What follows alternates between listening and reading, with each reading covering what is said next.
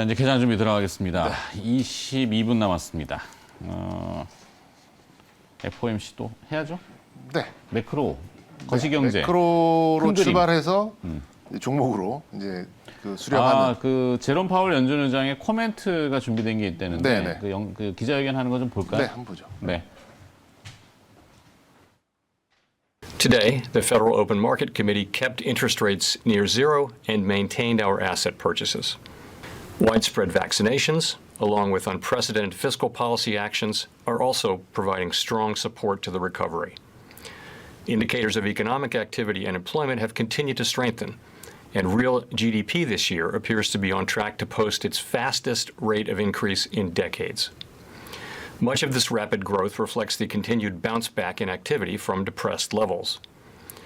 The sectors most adversely affected by the pandemic remain weak, but have shown improvement, raising the possibility that inflation could turn out to be higher and more persistent than we expect. 자, 평가들이 지금 이제 막 속속 등장하고 있는데 정상화를 모색하는 파월. 시장 대화에는 성공했다 이런 평가들도 있습니다.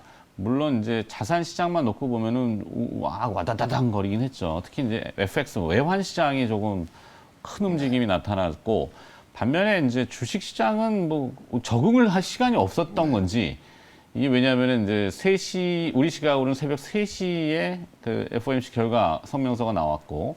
그다음에 이제 기자회견이 아마 3시 반에서 4시 정도까지 30분 이렇게 있으니까 그들 장마감 시간까지는 1시간 채 안 남아서 주식시장이 적응을 못한 건지 아니면 이미 저 정도는 알고 있었다라고 생각한 건지 저도 그걸 모르겠어요. 미국 쪽의 언론과 시각은 다소 매파적인 게 강했고요. 네. 우리나라의 시각은 별일 있겠어라는 게 조금 강했던 뉘앙스가 있었습니다. 그리고 더더군다나 어제 외국인 투자자들이 그렇죠. 주식을 사고 뭐 선물 사고 사다 보니까 뭐 이런 또 프로그램이 비차익으로 우르르 좀 들어오니까 매수가 그렇게 봤을 때는 뭐 별일은 없겠구나. 그리고 뭐 조금 일이 있더라도 한국에 대한 시각이 바뀌지 않겠구나. 그렇지 않으면 FOMC를 앞두고 자기 나라 증시는 저렇게 정중동하면서 관망을 했는데 한국 증시를 저렇게 살 리가 있을까? 근데 이렇게 생각할 수도 있어요. 뭐 이따가 사실 개장 오프닝 때 생각했던 멘트인데 멘트 준비하는 것도 굉장히 힘들거든요. 네, 힘들죠. 뭐 그냥 문 열었습니다 이렇게 할 수는 없으니까.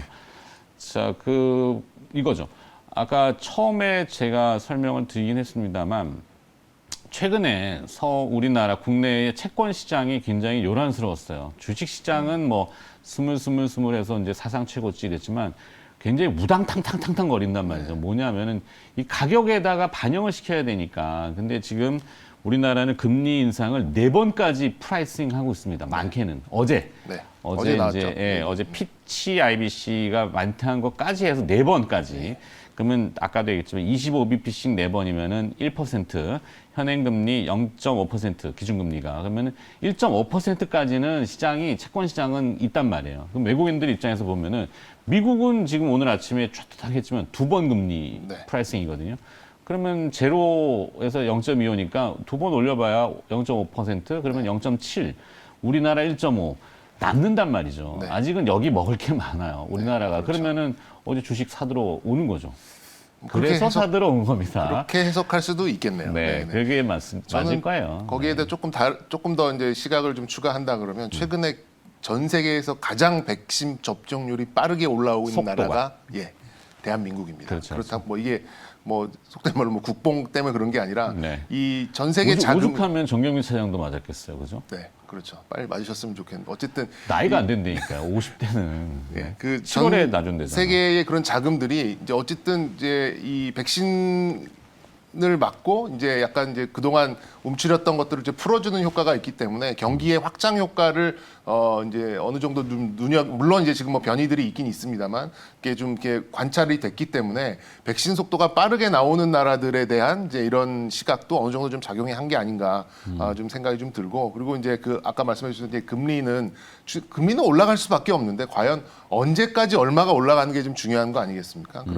그런 면에서 봤을 때는 저는 오늘 FOMC에 대한 의미를 그렇게 부정적으로 보고 싶지는 않습니다. 그래서 뭐 되게 말을 아직 빌빙빙빙 돌려서 말씀드렸는데 네. 제목부터가 조금 긍정적인 그런 제목으로 좀 뽑아왔어요. 그래서 미니 썸머 랠리의 조건이라고 오. 좀 뽑아왔고 네. 제목부터 좀 부정적이지 않죠. 여기 아까 그 이제 그 기자회견도 행간을 잘 보셔야 됐는데 우리의 기대보다 조금 빠르다라는 그런 부분이 좀 있었고 아직까지는 더 지켜볼 것이고 자산 매입 프로그램은 유지할 것이다라는 얘기가 나왔잖아요.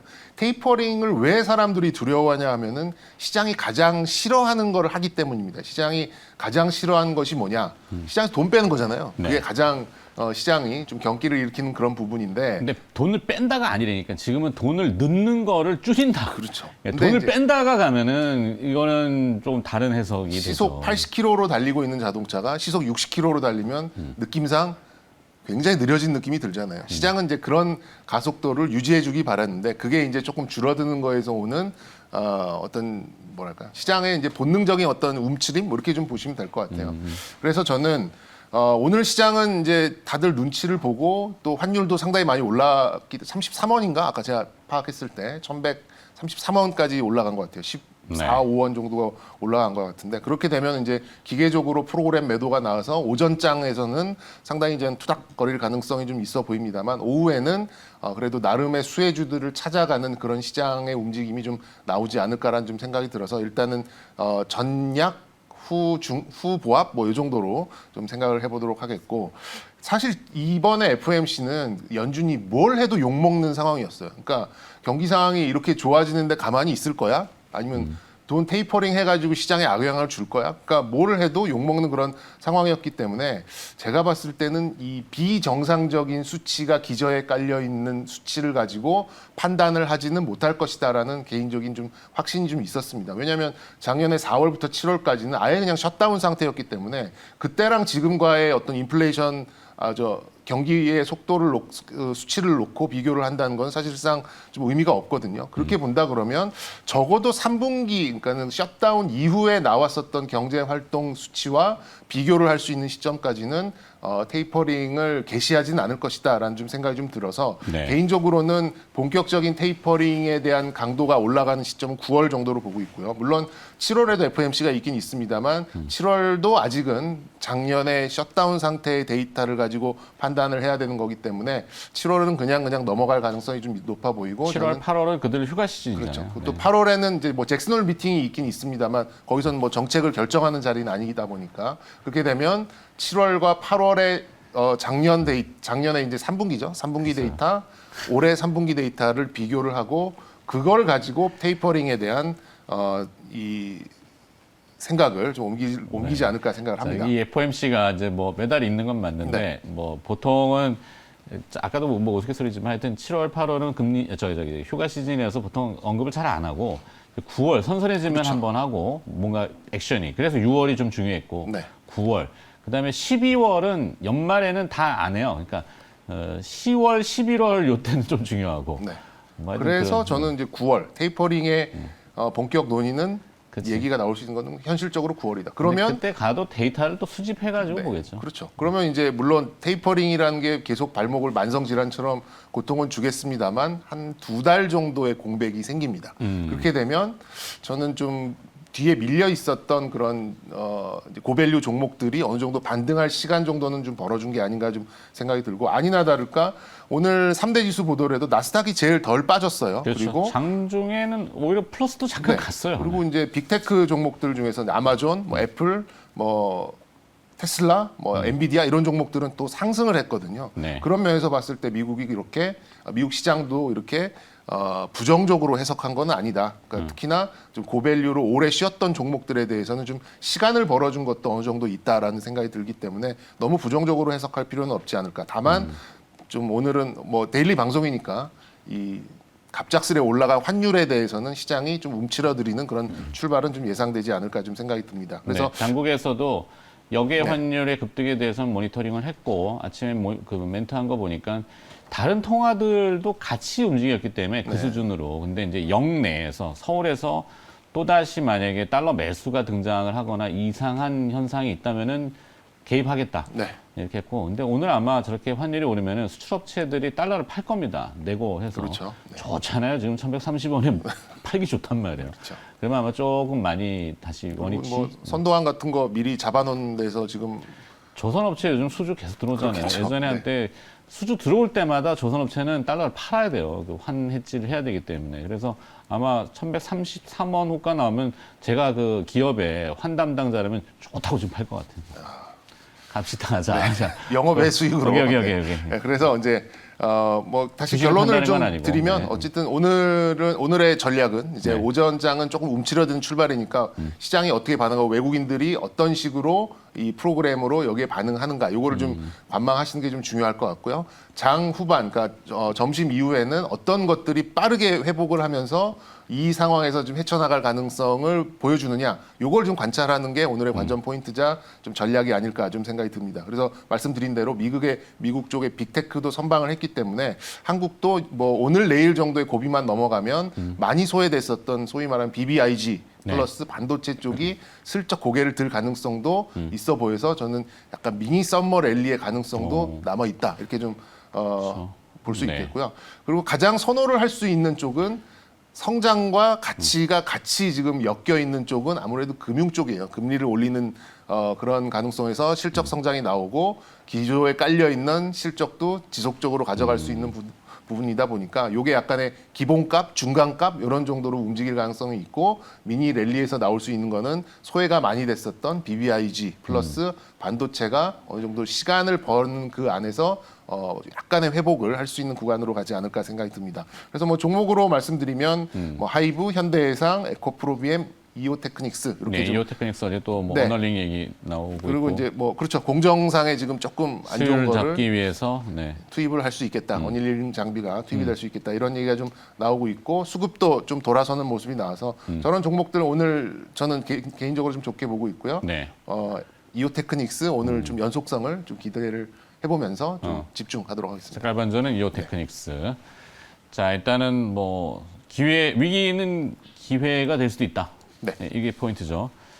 전체적인 기사들을 계속 지금 보고 있습니다만 그 연준의 그 매파적인 표현이 꼭 인플레이션 우려 때문이 아니라 이 코로나의 상황을 봐서 접종률이 빨라지고 경제가 정상화되는 거에 대한 기쁨을 표현한 거다. 이렇게 얘기합니다. 뭐 약간 꿈보다 해석이 좋네. 네, 해석이 좋은 거죠. 앞서 이제 제롬 파월 연준 의장은 표정의 변화가 별로 없기 때문에 저분이 변호사 출신이라서 네. 자, 하여튼 그렇고 두 번째 준비하라 내용을 네. 볼까요? 두 번째 준비하라는 영화 신세계의 대사인 것 같은데 맞죠? 아시네요. 네.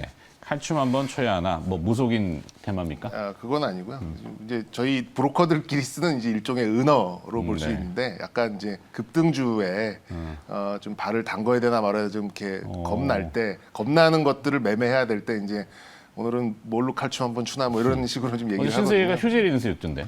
네, 그렇죠. 신세계가 지금 하는 게 많습니다. 지금 네. 뭐 휴젤도 인수한 부분이 있고 이베이도 인수를 했고 굉장히 좀 광폭 그러게요. 행보를 좀 이베이 출자. 보이고는 있죠. 일단 뭐 어쨌든 아까 정태근 팀장도 뭐 자세히 여기에 대해서 언급을 했기 때문에 그냥 좀 빠르게 키워드 위주로 좀 짚고 좀 뭐 시간이 뭐 한 1분여밖에 안 남아가지고 그러네. 예, 큰 선거 앞두고 이제 잠룡들 행보에 따라서 뭐 이제 일이 일비하는 종목들이 좀 계속 나오고 있어요. 그래서 여기를 너무 무시하고 있기에는 또 연속성, 탄력성이 좀 좋다 보니까 이제 개인 투자자들을 이렇게 좀 유혹하는 이런 것들이 있는데 개인적으로는 수긍 가는 게 있고 약간 이제 단기 트레이딩 아이디어로도 삼아도 좋겠다라는 것들이 조금 눈에 띄어서 이 중에서 좀 포트폴리오의 일정 부분 정도 좀 해보시면 어떨까 생각이 좀 들어서 요즘 좀 뭐 상당히 올라와 있는 부분입니다만 여기에 지속성이 있는가만 좀 판단을 했고요. 그리고 요거는 좀 개인의 성향에 따라서 하시면 될 것 같은데 일단 수술실 CCTV는 아직 살아있는 이제 그런 테마로 좀 보시면 좋을 네. 것 같고 어저께 이제 택배 파업의 철회가 좀 나왔었죠. 그러면서 이제 관련된 종목들이 좀 움직이는 부분이 있었고요. 그리고 이후에 그 백신 여권 7월 도입하는 부분 그리고 큐어백 또 오늘 아침에 어제까지는 좀 기대감이 있었는데 오늘은 좀 위탁 생산 그 기대감이 좀 줄어들 것 같아요. 네. 그리고 이제 금리 인상 또 수열 에너지 또 SMR 관련된 원자로 뭐 이런 것들이 좀 시장에 좀 가장 중요한 부분이 아닌가 좀 생각이 드는데 개인적으로는 계속해서 지금 밀고 있는 게 이제 수소와 항체 검사 쪽 이런 쪽으로 되고 있는데 아직 반영이 되지 않아서 좀 공허한 외침이 좀 된 것 같습니다. 그래서 어제 저도 면역 여건 얘기했는데 그래서 저 개인적으로는 CCTV 쪽하고 금리 인상 쪽이 그래도 핵심적인 좀 테마로 좀 자리매김하지 않을까라는 생각이 들어서 종목들은 이제 뭐 유지레파마, 태경케미컬, GNC 에너지, 리드코프 이렇게 좀 꼽아왔는데 조금 높은 감은 있습니다만 리드코프 좀 보셔도 좋을 것 같습니다. 리드코프 압축. 자, 개장 후에 다시 시장 접근 들어가 볼까요?